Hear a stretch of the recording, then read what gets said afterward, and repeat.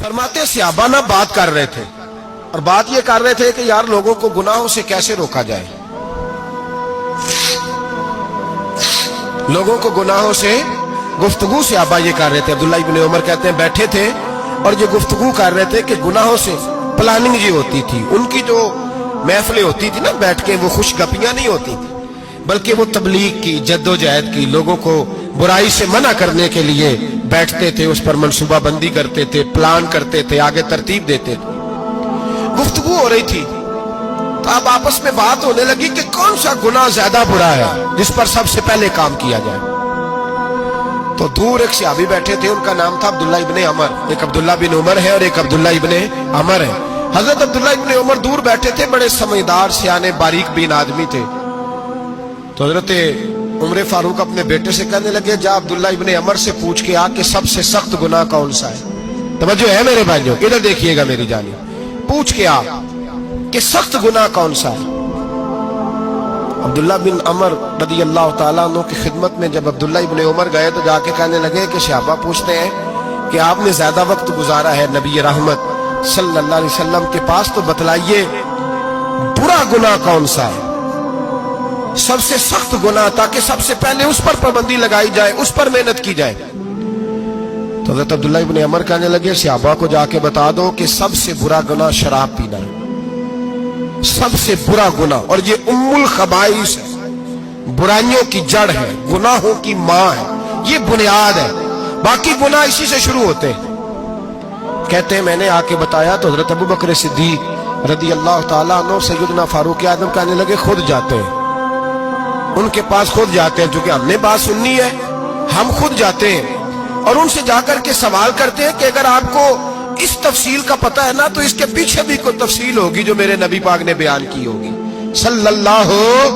सल्लल्लाहु ताला अलैहि वसल्लम, उस तफसील का भी आपको पता होगा जो नबी पाक ने बयान की होगी। इस बात के पीछे जो बैकग्राउंड है, जो पस मंजर है। फरमाते हैं कि हम उठे, अब्दुल्ला इब्ने अमर के पास गए, उनसे जाके पूछा कि जनाब आपने ये तो फरमाया है शराब उम्मुल खबाइस है, तो इसके पीछे पस मंजर क्या है। तो अब्दुल्ला इब्ने अमर कहने लगे, ये मैंने अपने पास से नहीं कहा, ये मैंने नबी पाक से सुना हुआ है। हुजूर सैयद आलम सल्लल्लाहु अलैहि वसल्लम बैठे थे तो हुजूर ने फरमाया शराब ये नशा, ये बुराइयों की माँ है। और फिर हुजूर ने एक मिसाल बयान फरमाई, नबी रहमत अलैहिस्सलाम ने फरमाया बनी इसराइल का एक वाकया है। एक खूबसूरत जवान था, एक औरत का दिल आ गया उस पर। ये याद रख लें, हम लड़कों को मना करते रहते हैं लेकिन हमें घर की बच्चियों पर भी तवज्जो देनी होगी, हमें उनके खून पर भी निगरानी करनी होगी, हमें वहां भी गौर करना होगा। इसलिए कि अगर कोई बच्ची गुंजाइश ना दे तो मेरा ख्याल है कि लड़का जुर्रत करने की ताकत नहीं रखता। तो वहां भी उनकी अम्मा से कहे कि पाबंदी लगाए, बच्ची किसी का मोबाइल लेकर के कहीं उसको इस्तेमाल तो नहीं कर रही, इस पौधे पर भी तवज्जो दे, दरख्त बनने से पहले इसकी भी निगरानी करें, ये भी बड़ा जरूरी काम है। औरत का दिल आ गया तो नबी पाक अलैहिस्सलातु सलाम फरमाते उसने कोई बहाना लगाया, किसी को कहा कि उस नौजवान को बुला के लाओ, उसको कहो कि हमने कोई गवाही लेनी है तुझसे। वो नौजवान आया, एक कमरे में दाखिल हुआ तो अगले कमरे में ले गए, वहां दाखिल हुआ तो उससे अगले कमरे में ले गई, वो दाखिल हुआ तो इसी तरह 7 मुकफ्फल कमरों में ले गई।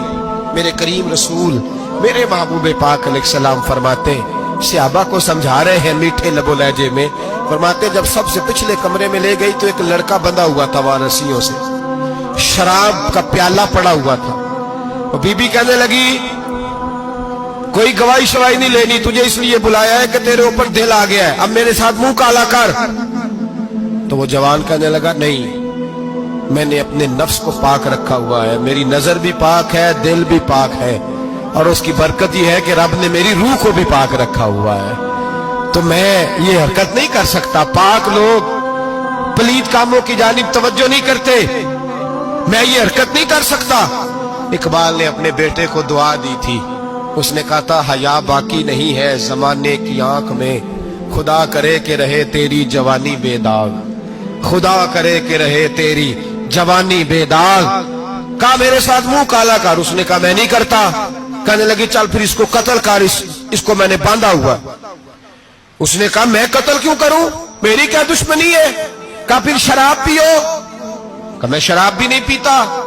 तो कहने लगी अब तो मैंने तुझे अपने चुंगल में फांस लिया है, अब तू यहां से बच के जा नहीं सकता, और अगर तू बाहर जाएगा तो मैं शोर करूंगी, लोग जमा करूंगी, इसने मेरी इज्जत आबरू पे हाथ डाला है, तो तू बच तो नहीं सकता, एक काम तो करना पड़ेगा। महबूब फरमाते उस नौजवान ने सोचा कि जिना भी बहुत बड़ा जुर्म है, कत्ल भी बहुत बड़ा गुनाह है, चलो अब मजबूरी है तो शराब पी लेता हूं। लेकिन वो समझा ना कि शराब तो बुनियाद है। उसने एक प्याला जो पिया, कहने लगा एक और दे दो। दूसरा पिया तो कहने लगा एक और दे दो। अब 3 प्याले 3 बोतलें शराब जो पी चुका तो खुमारी चढ़ गई। अब उस औरत के करीब जाने लगा कि मैं तेरे साथ जिना करूंगा। उसने कहा जब तक मैं करीब नहीं आने दूंगी जब तक तू इसे कत्ल न करे। उसने उसे कत्ल भी किया, जिना भी किया। तो महबूब फरमाने लगे ये कत्ल और जिना जो हुआ है तो ये शराब की वजह से हुआ है। गोया शराब वो जुर्म है जो कत्ल भी कराएगी, जो जिना भी कराएगी। और अगर आप नशई को देखें, अगर आप शराबी को देखें, तो क्या वो डकैतियां नहीं करता फिरता, वो चोरियां नहीं करता?